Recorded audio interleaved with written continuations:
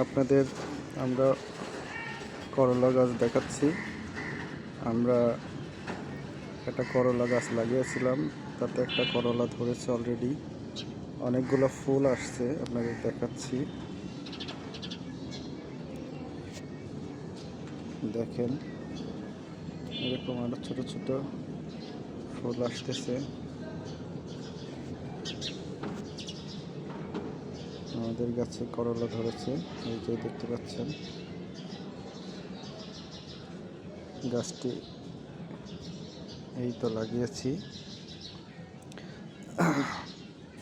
গাছটা আস্তে আস্তে বড় হতে হতে হতে একদম আমরা করলার বিচি লাগিয়েছিলাম, এটা বড় হতে হতে হতে অনেক বড় হয়ে গেছে। যদি এটা আরও ভালো সার মাটি পাইতো তাহলে আরও অনেক বড় হইতো।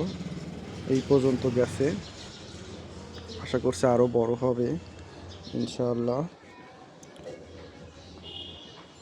অনেকগুলো ফুল ফুটছে, যদি ভালো মাটি এবং সার পেতো আরও করলা ধরতো ইনশাআল্লাহ।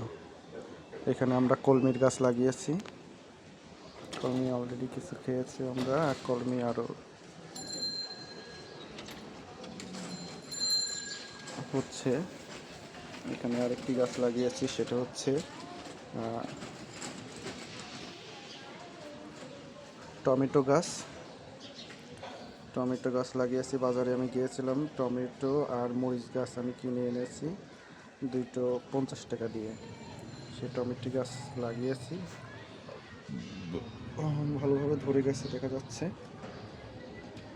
যদি ভালো মাটি এবং সার পাইতো তাহলে গাছটি আরও ভালো হতো। এটা হচ্ছে আমাদের টমেটো গাছ, পাশে আছে হচ্ছে পেঁয়াজ গাছ। পেঁয়াজগুলো আমরা লাগিয়েছিলাম। আর এগুলো শুধু টমেটো আর মরিচ বাদে সব আমরা বিচি লাগিয়েছিলাম। টমেটো, মরিচ আর কলমি বাদ দিয়ে সবগুলো আমরা বিচি লাগিয়েছি, বাকিগুলো হয়ে গেছে। এখানে কচু গাছ লাগিয়েছিলাম, কচুর মুখী লাগিয়েছিলাম, কচু হয়ে গেছে দেখতে পাচ্ছেন।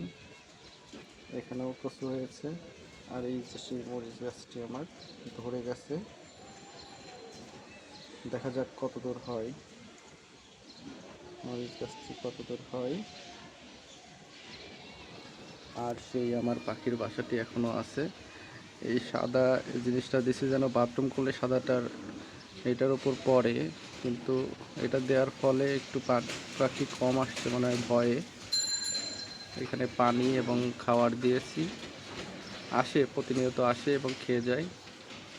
দেখতে থাকুন আমাদের ভিডিওটি, আমাদের সাথেই থাকুন।